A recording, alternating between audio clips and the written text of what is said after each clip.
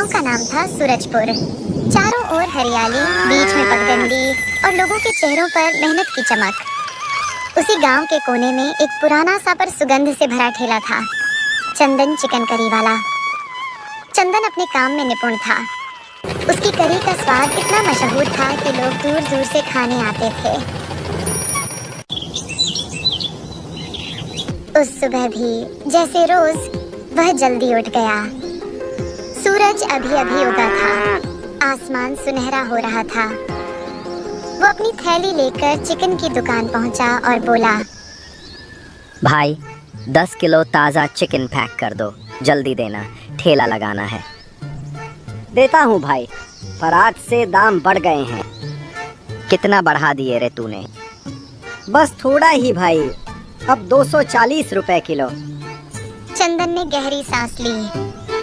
ठीक है, दे दे, और कोई चारा भी तो नहीं। वो चिकन लेकर चला आया, लेकिन दिल में चिंता थी।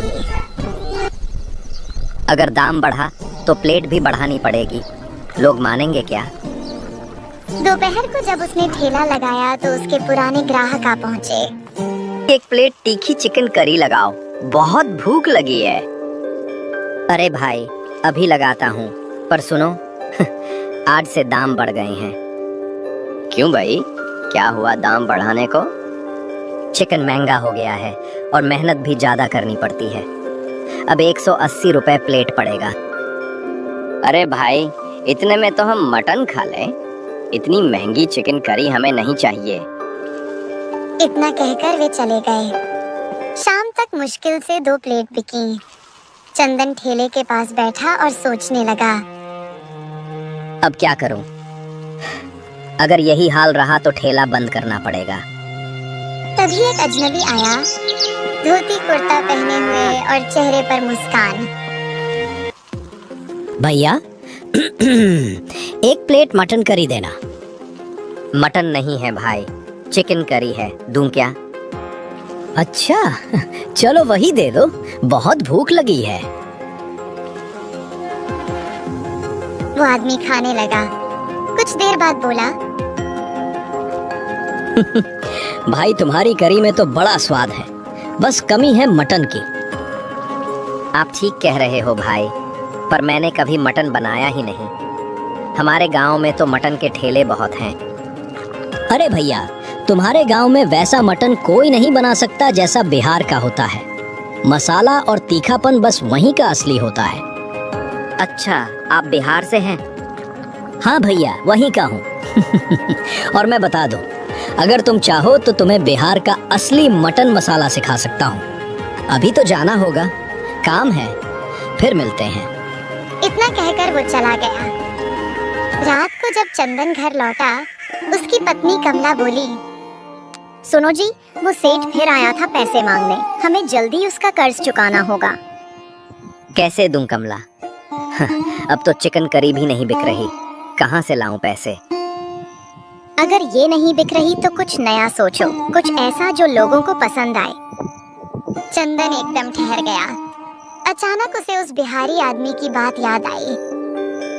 कमला लगता है अब हमारा स्वाद बदलने वाला है। कल से कुछ नया शुरू करते हैं। अगली सुबह चंदन ने जल्दी उठकर अपने ठेले को देखा, जैसे वो भी कुछ नया इंतजार कर रहा हो। वो बोला, आज उस बिहारी भाई को ढूंढना ही होगा, वही कुछ रास्ता दिखाएगा। वो पूरे गांव में घूमता रहा। चौपाल पर गया, चाय की दुकान पर पूछा, कुएं के पास बूढ़े राम खेलावन से भी पूछा। बाबा, कल एक बिहारी आदमी आया था, लंबा, गोरा, हंसमुख था, देखा कहीं? न रे चंदन, यहाँ तो ऐसा कोई नहीं दिखा।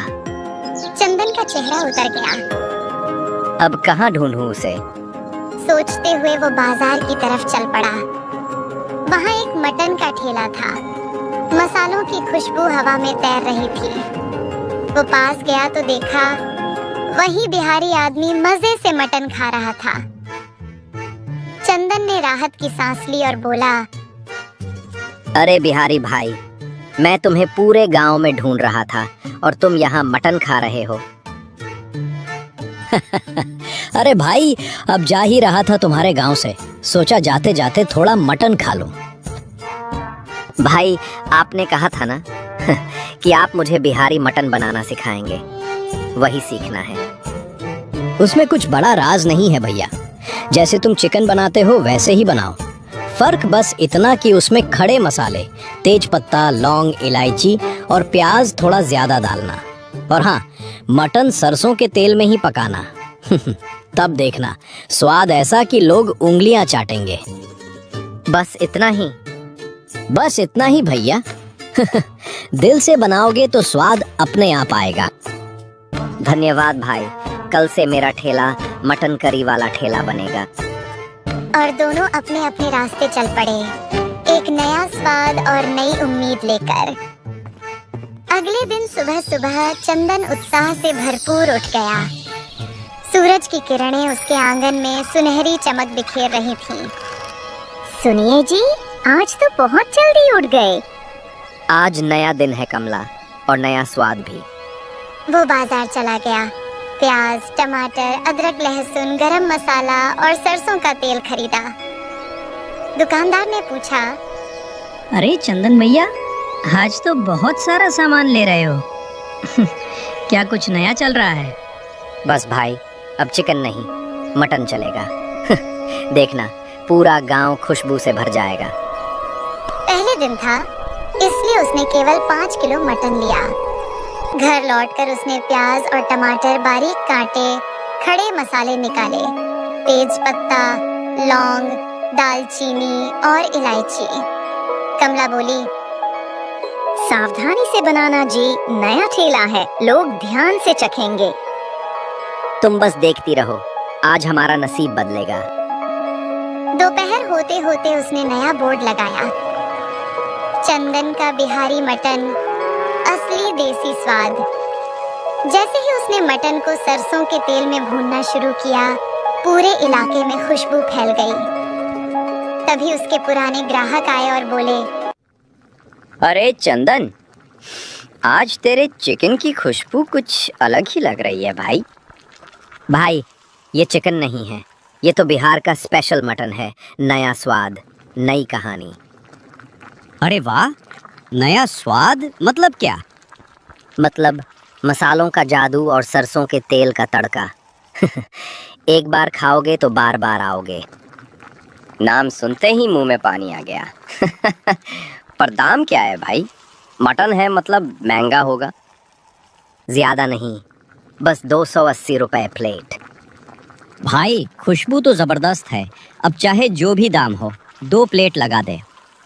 चंदन ने प्लेटें सजाई, गर्मा गर्म मटन करी, सादा चावल, साथ में कटी प्याज और नींबू। ग्राहक ने पहला निवाला मुंह में डाला और आंखें बंद कर लीं। अरे वाह चंदन, क्या ही मटन बनाया है तूने।